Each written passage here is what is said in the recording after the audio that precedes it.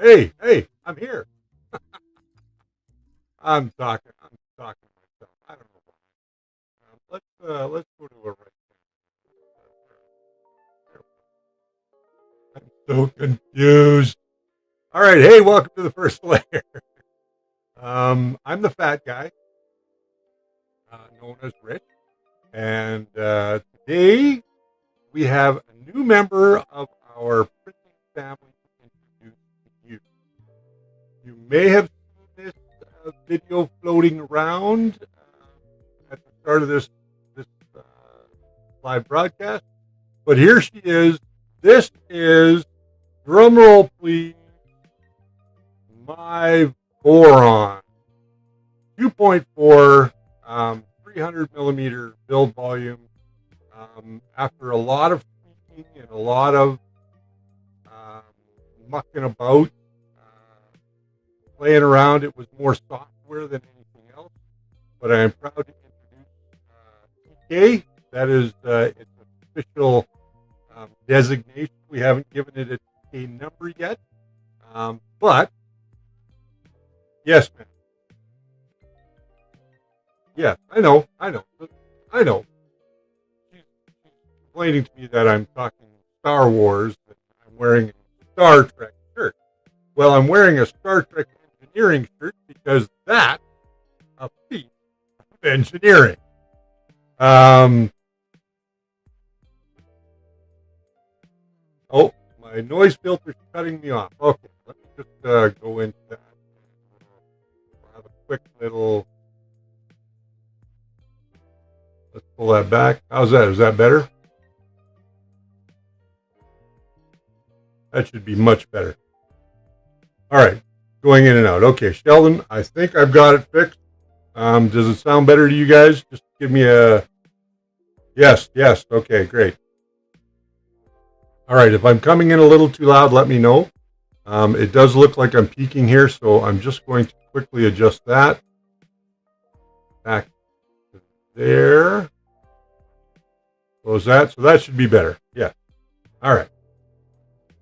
Okay, much better. All right. So why did I build this? Well, this has been a year-long journey, about a year-long journey, building this machine.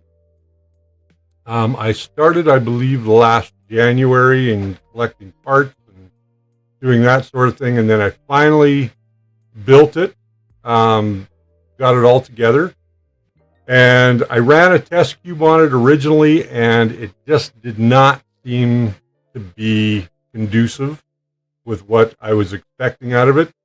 I did not know a lot about how the software clipper in specifically worked. So I had to go, and in this last couple of weeks, I've done a lot of training to teach myself clipper and to teach myself mainsail. As you can see on the screen back here, we're running mainsail. This is not Octoprint, but it still does run on a Raspberry Pi. So it does use a Linux kernel as its base, as it were. So this machine, let me go back to it. I am totally stoked about it because it is running an E3D V6 hot end with a titanium nozzle, or pardon me, hardened steel nozzle, titanium heat break, and their upgraded heater block. I will be upgrading the actual heater and the thermistor going forward because I want to be able to print much higher temp plastic in this enclosure. Now, will that be something that I can actually do? Well, that's going to remain to be seen. I know with this head, I can probably print nylon, but I want to try and be able to print something like teak at the end of all this. What do I have left to do with this? I do have a couple of things that I want to do. Cutting back. I want to add some lights to the inside. Yes, it looks illuminated now, but that's because there's a lamp above it. I also want to add a Raspberry Pi camera, which I happen to have right here. So I will be doing that very soon. When those things are done and the front doors actually go on, then it will be ready to print higher temperature plastic. Can I print? Gary T, so jealous. It's not something you really need to be jealous about, trust me. I've been helping one of our community members, Peter Reynolds, build his. He bought one, Formatech, I believe, or Formtech version of the build, but I still had to print all the parts for him.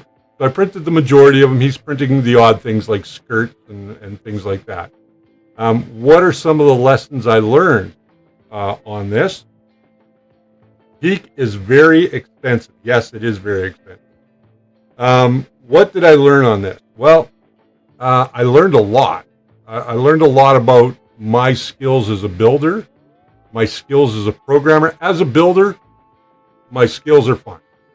As a programmer and learning the software, that was a little bit of a hump. There are plenty of days that I was scratching my head trying to figure out what was going on, but now I know. Where we are with Peter's build is all we have left to do is hook up a few wires underneath, hook up the bed, and then we can start testing all of the axes once I write the firmware. Formbot, he says. He bought it from Formbot. There we go. So this particular printer was all self-sourced. So I didn't buy a kit. I sourced everything myself. Will I be putting together a BOM? I don't really have to, because if you go to the Voron website, they have all of the bill of materials right there, as well as a sourcing guide. And if you follow that sourcing guide like I did, that's where I got most of my stuff. What did I use for rails and stuff? I used what they suggested. So these are true Misumi rails. I did not use the most expensive slide rails. I did use one step down. Everything else, though, is pretty much standard. I do have to replace one fan because somehow it burnt out. So I have to replace one of the under fans for keeping all of the electronics cool. And then I have to, of course, add the back piece for the exhaust from the chamber. So when you're printing things like ABS, which is what this is probably going to print most, is ABS. And then we're going to do some nylon with it, because nylon, I have somebody who needs me to print some parts in nylon for them, and I promised them I would, so that is a plus there. Now, whose filament did I use? Did I use eSun? Did I use Prussian? No. I used our good friends over at Matter 3D, matter3d.com. Check them out. They have a great line of filament, and they're adding new filaments all the time. What's on there right now is their blue PLA, but everything else was done with their white and their black ABS printed on my FlashForge Creator Max. So it worked out. I'm not super happy with the printing on the FlashForge. I may reprint a lot of parts later on. 3DHP, thank you very much. Yes, please go ahead, hit that like button. And we got 28 viewers, only 11 likes. Let's get those likes up there. So, I really want to impart on you, if you are a novice at building 3D printers, this is not a project to take on. Not at all. I have 4+ years of experience building and repairing and doing that sort of thing with 3D printers, using and reviewing. So for me, the build aspect of it was fairly straightforward. What wasn't straightforward, of course, was all the competing documentation that's out there. But if you look in the right spot, and I can't stress enough that the Discord, the Voron Discord, is the best place to go. Doesn't matter how dumb your question is, somebody is going to answer it. As of before this show, just before this show, I submitted my request for my serial number. So when that serial number comes, it will be PK plus that serial number. So if you are a novice at 3D printing, this is not a build for you. If you want to expand your skills, then this might be a build for you. If you want to take your skills even further.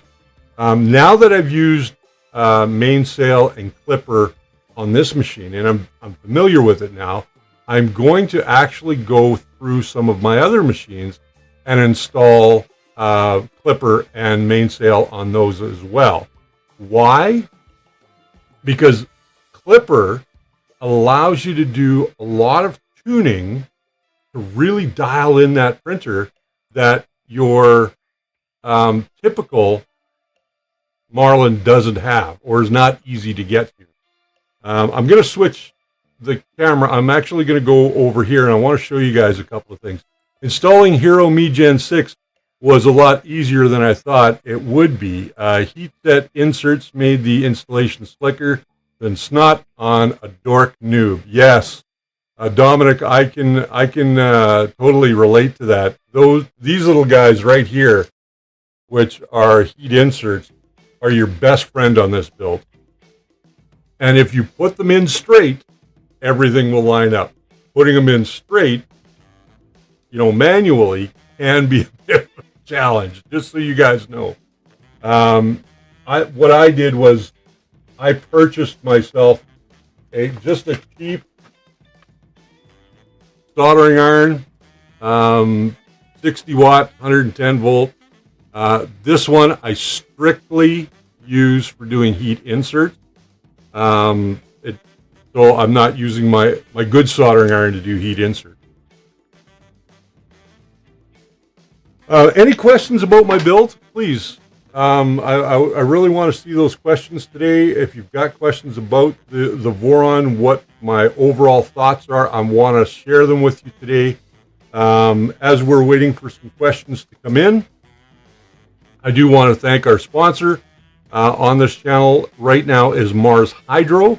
Mars Hydro has all of your indoor growing horticultural needs. They cover tents, lights, evacuation systems, all that kind of stuff. Go check them out today at marshydro.com.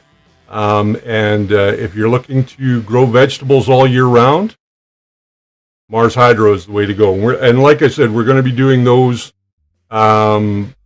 videos coming up very soon, where we're going to show you how M3D plastics as well as other plastics work underneath a grow light. DeWitt's asking, will you build another one? Yes. That is without a doubt, yes. Yeah. 1,000 times yes. When will I build another one? Not sure. Will I build a bigger one? Yeah. There are a couple of variants out now. There's the Trident, which has 3 leveling points, as opposed to this one, which has 4. The quad gantry leveling on this is slick. It's very slick. So if your gantry is out of alignment, what it does is it probes the bed and it adjusts those corners till they're all level to the bed. So really what it's doing, it's not leveling, it's cramming to the bed surface. One of the downsides to this setup, in my opinion, is you really do need to let it heat up and acclimate before you start your print. So most people will, grab their card, stick it in the machine, and off you go to the races, let it heat up, then it starts to print. In this case, because that bed is so thick, and you're dealing with a silicone heater underneath, you're not dealing with a thin board with traces in it, you do need to let it acclimate. So recommendation I've seen is anywhere from 10 to 15 minutes. Let it just heat up and then just kind of acclimate. And then go ahead and start your print. Now, on this, there is no SD card slot to stick your SD card in. So, much like Octoprint in a lot of ways, it is you actually transfer the file from the computer to the Raspberry Pi in the printer via Mainsail and an online setup. So, RT, how long did it take to build it? The actual build didn't take that long. Maybe if I take all the little chunks and put them together, maybe a week to build it. The hardest part was making my own wiring loom. You'll see back here that the wiring that is on there, you're going to see a lot of these white wires. Let me just switch back over. You're going to see a lot of these white and blue wires that are right here. Those wires are all silicone. So those silicone wires are a little thicker than other ones, and they're all white. Because I was going for a specific black and white theme here with just accents of blue, I really wanted to have the wiring be that as well. So white with just a very little bit of blue. Now you're going to see some red and some black in there, but that's minor because those are coming off the fan. Overall expense-wise, it wasn't cheap. You know, by the time you put your labor in and you've got all your parts, you can easily spend up to about $1,300 Canadian on something this size. Dennis Kelly, can you explain the different Voron versions? Yeah, actually I can. I'm going to pull them up here. There are actually several different versions. So let's just go to the Voron website. I'm in the dock. I don't want to be in the dock.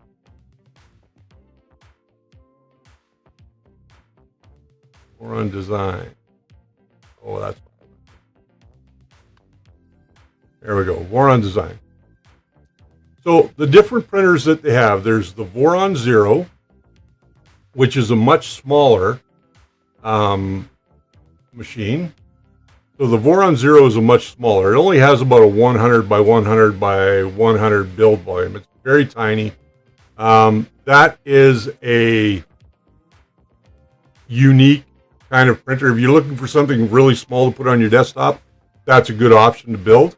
The Voron Trident, which is the one that has 3 lead screws. Instead of the pulley system that it's using here, it uses 3 lead screws, and it adjusts the bed on those 3 axes. The Voron 2, which is what this one is, this is the Voron 2.4, so it's the second iteration. There was a Voron 1, and the Voron 1 is now considered legacy. And what are the differences between those two? There's not a ton of differences. There are some differences in terms of the way things were located in some of the STLs. Now, there's a new version of 2.4 coming out. It's called 2.4 R2. Right now, if you're looking for the STLs for a Voron 2.4, you're going to see the R1. The R2 has a much better manual, from what I've been told.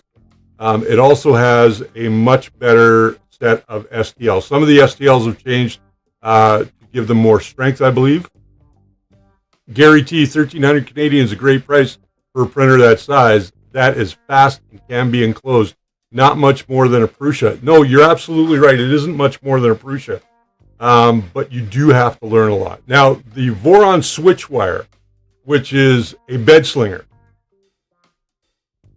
The bed slinger on the switch wire is considered a Core XZ, which means 2 motors run the Z and the X gantry, much like they do for they use A and B motors for the X and Y on this one. They're now using it on the switch wire. It's a little bit smaller. I don't know what the pricing is, but again, all of this stuff, and then of course there's the Voron Legacy. There's a sourcing guide there. Check it out. Why did I pick Mainsail over Fluid? I just found better information about Mainsail over Fluid. Now, what are the big differences? There's not a ton. Some guys use Mainsail, some guys use Fluid. It's just some guys use Octoprint. Plain and simple. Some guys use Octoprint. I don't like Octoprint. I've used Octoprint in the past in experimentation. Not a huge fan of it. Astroprint, which was sort of a shell for Octoprint, I really liked, but it cost you money if you wanted to have more than a couple of printers. You had to subscribe to it, and these subscription models I'm not a big fan of. Mainsail and Fluid, very similar. They both are shells over top of your firmware. Now, that being said, what are the better ones? I couldn't tell you. I like Mainsail over Octoprint. I think it has easier to implement features. Like I'll be implementing this, and I'll be implementing the camera as well. Right now, the camera that's on there is just a C920, I believe, that I've just got connected to the computer. So I think that this printer, it took a long time to build. I did shelve it for a while I was doing other things. Oh, and look, it just finished. So I think that if you're going to do this, you'll notice here that there is a space in the acrylic up there, because I wasn't thinking when I was sizing up the acrylic panels, and I cut them all to the wrong size. So my side panels need to be a little longer. Now, the other thing that I learned is there is gasket material that is recommended that you put around your panel. Did I put the gasket around my panels? No. Why didn't I do that? Because I didn't purchase any, and I didn't put it on. Reason that you need that is to offset those panels just a little bit so that your gantry doesn't rub on the panels. And I'm noticing that right now. Can you save any money buying that parts yourself compared to buying a kit, assuming similar quality parts? I think you can buy a kit for a little bit less than you would sourcing it. The advantages to buying a kit like the LDO kit or the kit from Formbot or any of these other companies is that they have put together good quality parts for the most part. There are a few things that could be questionable, but for the most part, they come with everything. The only thing you're not going to get with all of these kits is the STL, the printed part. The printed parts, at the end of the day, you're either going to have to, if you don't have a printer that prints ABS, you're either going to have to find somebody to print them for you that can print ABS, or you're going to have to purchase them. And there's plenty of places on AliExpress and all these other online services that will provide printed parts. Now, there's also a place that you can go ahead within the Voron community where you can put in a request to have parts printed for you. Now, it doesn't matter if you're building the 250, the 300, or the 350. All of the parts are exactly the same with the exception of the skirt. As far as the printed parts go, all of the printed parts are exactly the same except for the skirt. Because on a 350, they're a little longer, and on a 250, they're a little shorter. Those will run you anywhere from $100 American to $150 American, depending on who you're buying them from. If you can if you have a printer that prints ABS, like I do, you can go ahead and print those parts for yourself. Print with a good quality filament. Recommended filament is eSun. That is one of the ones that is recommended. I think eSun ABS is fine. Would I print it all in eSun? If I was going to print, when I go ahead and start printing parts again, would I print them to a degree where I think that it one or the other, M3D or eSun? Depends what I have on hand. eSun's a fine material. You're not going to get really high temperature plastic using that. You may end up actually using a different plastic, something that'll handle higher temps if you want to get into nylons and PEEK and things like that. But for ABS, for PETG, for PLA, there is a plethora of things out there. I do like Matter 3D. I think Matter 3D is the better filament on the market, but they don't have a lot of colors. So, you know, as depending on the color that you want, and now you can buy rails, like unlike mine, which are black, you can buy them in a multitude of colors. So you can really make whatever machine you want. I think that in this case, for this one, this like I said is going to be TK, and then when I finally get my serial number, it will be TK and that serial number. My next one, I will be building probably a 350. Will be the next one that I build. Not anytime soon, because it's an affordability issue. What this show provides me is my main source of income. So this is where I'm going to chill a little bit. The super chat is turned on, so if you feel that you want to help us out with a buy me a coffee or just throw some pennies in our tip jar here today, that would be great, because all of this costs money. At the end of the day, it all costs money. Filaments cost money. Let's have a look at that cube while we're having a look at that cube. We'll bring this over here, grab the cube. That there, look at my mess. Bring that down so we get a better look at it. Let's switch over the cube, shall we? Thank you, Printer Prawn. You are now a member of the first layer. That does help as well. Okay, so there's our top layer. You can see that I've got a little bit of a hole right there.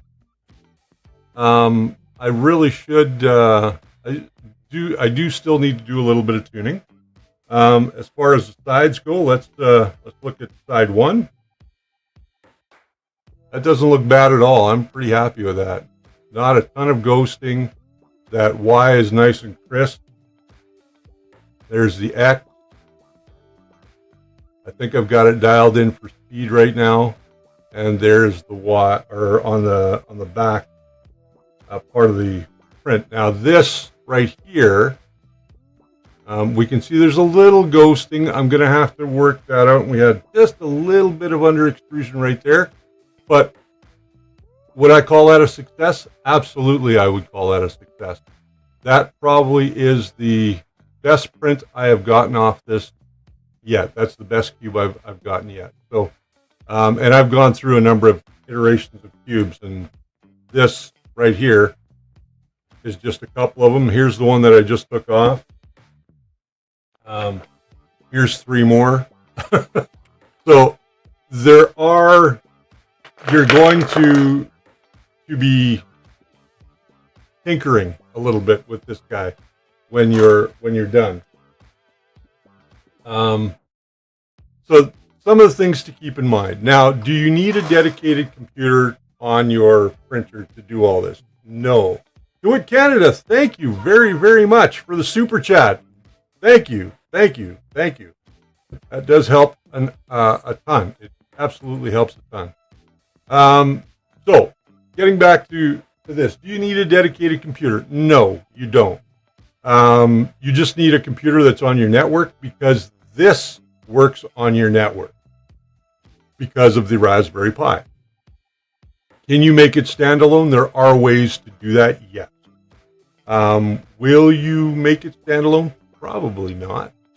At the end of the day, am I going to make it standalone? I would like to have a system that just runs my printers. And if I start to convert my other printers over to mainsail, then I can just use this guy, which, by the way, Brian brought this to me over 2 years ago. We put some RAM into it, and he got it from the recycling. It's got a Xeon processor. It's a workstation. I put a little bit more RAM into it, and we've got a terabyte drive in there, so I can download and I can do whatever I need to do with it, and get it to do all my printing. So I'm going to use it like that. That's for me the best way to do it. Just use it like that. How is Brian? I miss the guy. Brian is coming along well. He is things are starting to calm down for him with the new job and the stresses that come along with that. And just coming through the holidays, and he had his grandfather pass away, and a lot of things happened to him in a very, very short period of time. He's coming along. He will be back. We don't know when yet. We have spoken. So it's just a matter of waiting to see when he comes back. He will be back, though. That is pretty much guaranteed. What else we got here?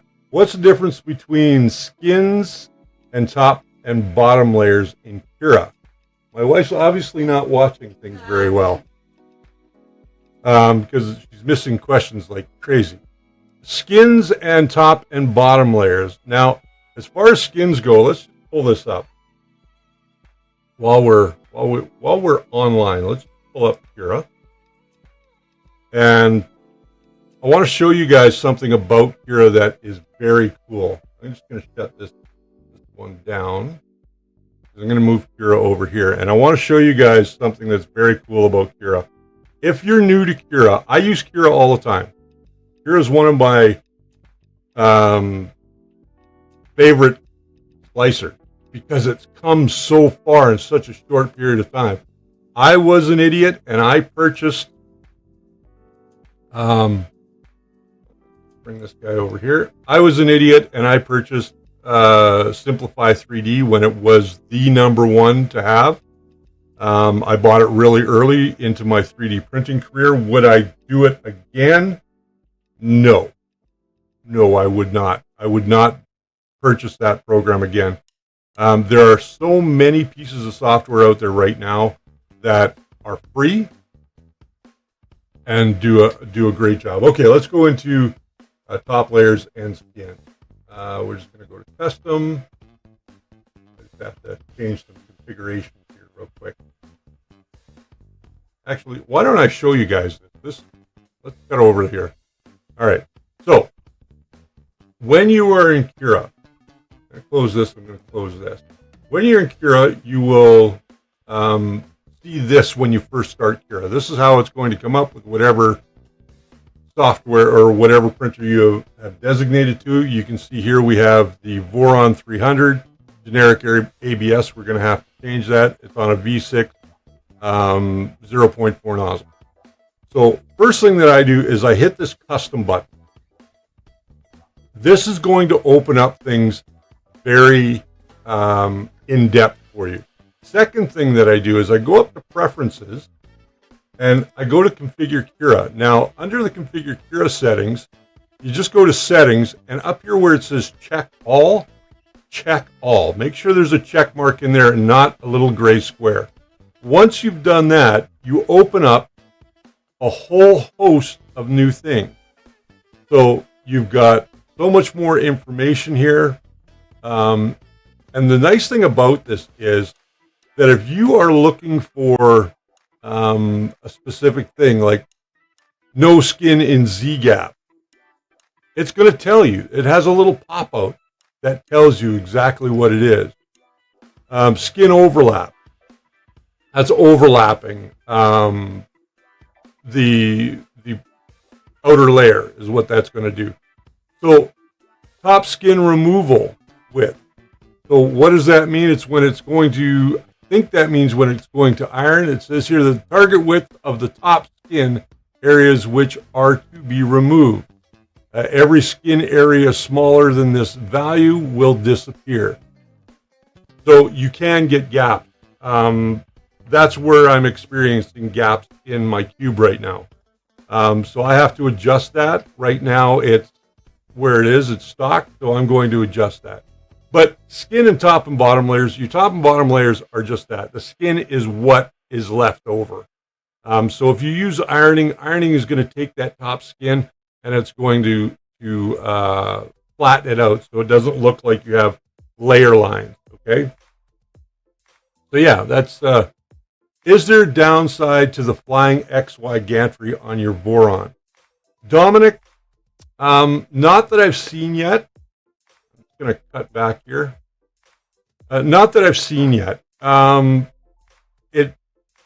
You do have to make sure that the belts are tensioned properly. If you do not do that, then you will run into issues later on down the line, because your gantry just will forever be too loose on one corner or too tight on another corner. Try and get them all the same. Once you've done that, and it's pretty easy to do, there's 4 adjustments, 1 on each corner at the very top. There's a screw, and you just kind of turn that till you get the right tension. And you can feel when you've got the right tension. That's the nice thing about this setup, is you can kind of feel it. You can do a little twangy thing with the belt if you want to do that. If you do that, remember that some people are tone deaf. So you can get an app on your phone. An app on your phone will definitely help you tune that to a specific frequency. And if you follow the guides, follow the documentation on the Voron website, Voron Design website, you are going to be able to tune this fairly quickly. I, being the guy that I am, think that some days I know it all. I don't. I do not know it all. Or I get impatient and I try and cut corners a little bit. And break stuff. But here's the thing. If you follow the way that it's laid out, you will have a successful build every time. If you buy the right parts, if you buy the right kit, the FormBot kit's very nice. I've seen it. They lack in the wiring department, in my opinion. I think that they should have used either PTFE or silicone wired, jacketed wire, instead of the harder plastic wire that you see, like this right here. Like this stuff is not very good. Wire that you would get from, say, an end stop, the same type of thick, sort of stiff wire. Yeah, I wouldn't use that. I would try and spend the money, get the silicone or the PTFE wire. It's going to be far better for you. Or just buy yourself a wiring loom, which you can do now as well. I did not do that. I built my own wiring loom, and, I made a couple of minor errors here and there, but it was nothing that was going to burn down my printer. I use heat shrink tubing because all of my wire is white, so I could tell which one was what color and in what order coming off of stepper motors and things like that. So what else do we have, Jerry? Oh, I missed that one. Simplify 3D version 5 is supposed to come out soon. There we go. Not sure if you have to pay again for the upgrade. Last I heard, you do.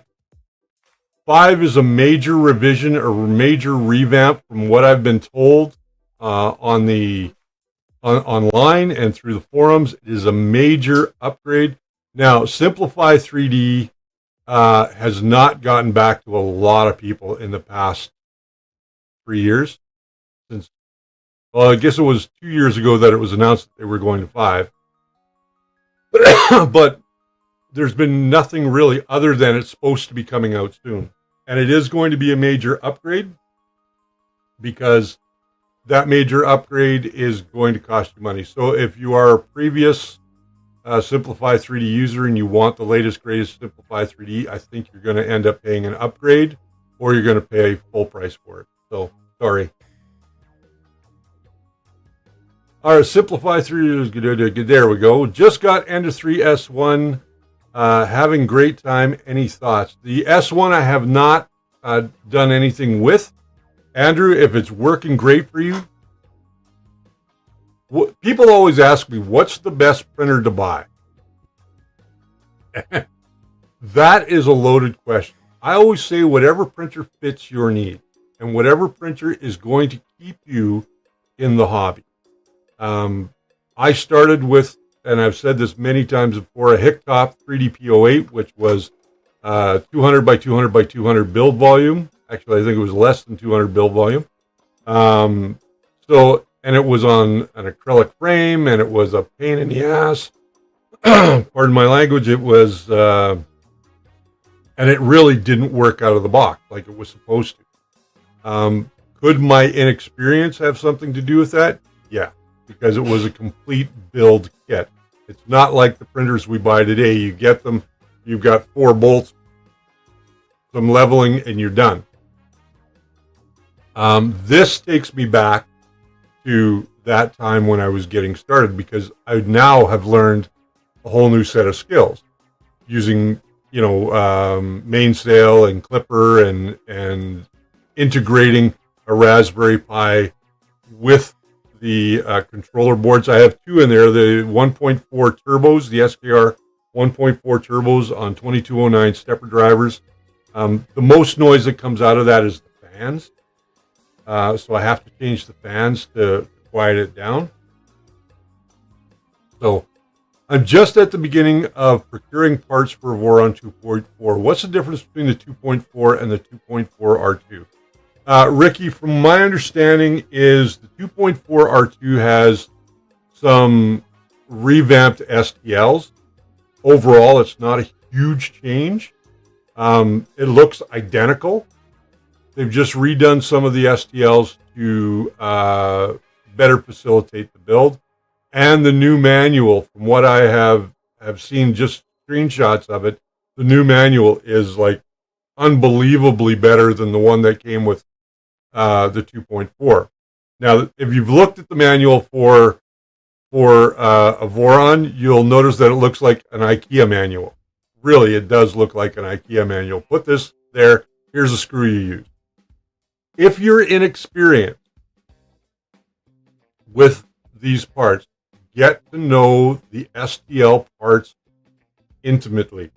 What I mean by that is understand what part is what. And as you're breaking it down, what I did when I first started printing is I categorized each one. Now, they already come somewhat categorized, but not in accordance to the order of operations in their manual. So what you want to do is I went through and I just recategorized a bunch of stuff. You could print this. You don't have to print this in 2 colors. You can print this all in 1 color if you want. It's entirely up to yourself. The reason that people do it in 2 colors is because it looks snazzy. I think the black and white looks snazzy.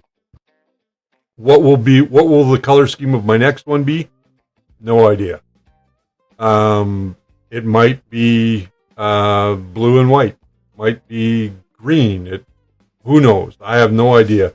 I did see one today, pictures of one today that was done in green and black. And the first thing I said to my wife, I said, that's Hulk green. Like the color green was very Hulk-like. Do you have any experience with or have an opinion on any of the belt printers like the CR-10 or CR-30 or the SainSmart Infi 20? The Creality CR-30, this is the one that slopes down and can print long things. Do I have any experience with them? No. What do I know about them? Tim has one. I think that, are they necessary? If you're not doing production parts, then it doesn't really, to me, it's gimmicky, in all honesty. I find it a little bit gimmicky. Unless I'm doing, 500 of these, it doesn't make any sense for me to buy a belted printer.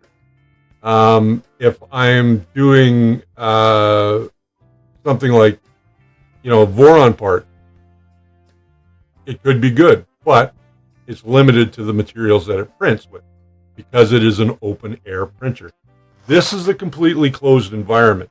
So you're keeping all of that heat in. But when you're printing things like ABS, they tend to stick better and they kind of anneal themselves a little bit inside there. So their layer adhesion is much better. With an open air printer, of course, most of us know that ABS does not do well on an open air printer. Yes, it can be done. It stinks. But it can be done. It's not impossible to do. So if I'm printing 5,000 keychains, a belt printer is great. If I'm not printing 5,000 keychains, I can do a whole bed of keychains on a 12 by 12 and run keychains for days. Just pop them off, put them in a bucket. Done. Andrew Osmond, thank you very much for the super chat.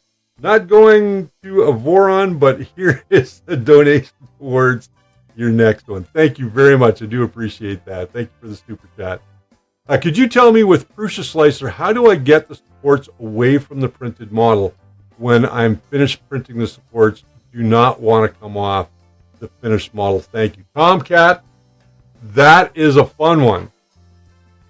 There is a gap in Prusa Slicer, and you have to look for it. I don't know. It's going to be under your supports, and there will be where you can adjust the gap at where the heavy part of the support ends and a light part of the support starts, and then supports your model, your overhang. You'll have to look for that in Prusa Slicer if you're using Prusa Slicer. I'm sure there's a few guys out there that have done videos on it. But that's how you're going to alleviate that and be able to get those off. What's happening is that the plastic itself is heavy when it lays down, and there's not enough of a gap or light material there for that to kind of ride on top of. It's actually melting into the actual support, so it becomes a problem. And I have an example right here where that happens. This piece right here should be like this, right? Should be a whole piece like this. Well, the supports were fused. I literally had to cut them out, and as I was cutting them out, of course, because these are so thin, it snapped. But yeah, go and adjust in there. There should be a place for gap, and that will give you a lighter sort of pattern on top of your support.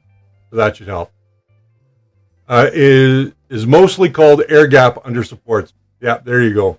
Air gap. I knew that it had to do with gap, the word gap. I don't use Prusa Slicer. I use Cura. I have been experimenting with the super slicer that is out there now. Do I like the super slicer? I'm still playing with it, and I'll let you guys know. I'll do a full video on the super slicer, why it could be beneficial to you. But again, the more complex the slicing software, the more things you have to worry about. This is why I like Cura, because I can turn on and off whatever I want. And by turning on and off whatever I want, then it makes my life a lot easier. I know what I need to do. I know what I don't need in all of the menus. And I can just go in and uncheck what I don't need for the most part. With something like Prusa Slicer, which Super Slicer is actually a derivative of Prusa Slicer. It looks identical, absolutely identical in the interface, because both of those are based on Slick 3R or Slice 3R, whatever you want to call it. That program has a lot in it. You can adjust till the cows come home. So yeah, I would certainly dive into some of the videos that are out there. The best thing about a belt printer is that it can dump your spaghetti into the trash instead of letting it wrap around the hot end. That is very true, Dominic. It can, but if you've got that much spaghetti, if you're letting it do that much spaghetti, you're wasting a lot of $30 filament. Yeah, hit that thumbs up button, folks. Let's show Richard and Jerry some love. Thank you very much, DeWitt. We're getting there. We got 39 likes. I know I haven't done a regular episode in a while, you guys, and it is coming. We've been working behind the scenes here. Lots been going on in our personal life as well. So we are trying to get some things going. I've got some printers that I have to finish and put together and then get out of my house. I have more printers in this house than I know what to do with. I'm actually going to be paring down my printers. I'm going from, what do I have now? 1, 2, 3, 4, 5, 6, 7, 8, 10, 12, not including my resin printers, which some are in disrepair because I just haven't had the money to repair them, go and buy the parts to repair them. But once they are all repaired and they're printing fine, a lot of them are going up for sale. We are going to pare them down. I want the Voron. I want one more that is about a 400 by a 400 build volume, and I've got one upstairs that I'm in the process of repairing. And then I've got some Ender 3 styles, which I only need maybe 1 or 2 of those. I don't need a lot of them because I don't print a lot of stuff for other people. I do have a contract right now with somebody. Snapshot FTV, thank you very much for the super chat. I do have some commissions, I guess. And once those commissions are out of my hair, then a lot of the bigger printers, like the 300 by 300 printers, are going out. This I'm keeping. I'm probably going to build another one later this year when the finances are better. Yeah, I will make sure that I have all of the parts prior to doing any sort of video build on it. And I may cover some of it in live streams. I may cover some of it in pre-recorded stuff. We'll just decide as we go along. But I am going to build another one, and I think I'm going to build the next size up, the 350. And I think I'm going to convert one of the Mingda D2s that I've got here into a switch wire. Now, why would I do that? Well, the switch wire, there are a lot of people who have done conversions for Enders and things like that to make it work. A Mingda D2, Ender 3, all of these are basically the same printers, and you can do upgrades on them and make them into a much better printing machine, giving you top-notch quality from beginning to end. So it's something that I would seriously consider for you guys as well, if it's something that you want to do. Prints solid layers. What do we got here, honey? 3D Canada says, I've started selling some off. Only need so many. I can get out of hand too easily. LOL. I agree with you 100% on that. And for me, I don't have shelf space to put them. I've got printers sitting on the floor in the hobby room upstairs because I have no place for them. I've got printers on my kitchen table. I've got I've got printers all over the house. I have no place for them. On my wife's sewing machine. Prints solid layers okay, but when starts to infill, it has issues. Snapshot FPV, which one are you talking about? That's what I'd like to know. The Sanska, it would be cool if you can do a series of converting an Ender 3 Pro V2 to a switch wire. There seems to be a lot of people wanting to do that. Yeah, and I'm actually contemplating that because I've got a Pro upstairs. And I think that it would be a great thing to do is take my Pro, strip it all down, print all the parts on this one, and then go ahead and make that into my Yoda. What do you guys think? Can I make that into a Yoda? I think so. I will do all of the printed parts in green, and because it's mostly black, it'll be black and green. What else we got here? Dominic Versetto, I love the lightning quick Z motion of the switch wire. Yeah, all of these are lightning quick. Like this one here, this last cube that I did, which is not horrible at all. It's very acceptable. This guy printed at I'm now down to 95 millimeters per second. The one thing that was baffling me, I couldn't get why it was doing this. Two things were wrong. I was getting I was getting skipping. Now, skipping is different than clogging. Now, skipping can be caused by a clog in your hot end, but the E3V6, I've very seldomly ever experienced a clog. What I did find out is in the configuration file is that the voltage on the stepper driver or the stepper for the motor was set too low. But first of all, I had to step that up. So I had to step it up from 3 to 5. Secondly, I had to get my extrusion multiplier right. In Cura, it says print at 100%. Don't print at 100% because if you do, you're going to get skipping. And it's not because it's clogging, it's because it's pushing material too fast into the hot end. And this is called volumetric flow, is what it is. And if you push too much material into something that can't accept that much material, it's going to start backing up. And that's what happened.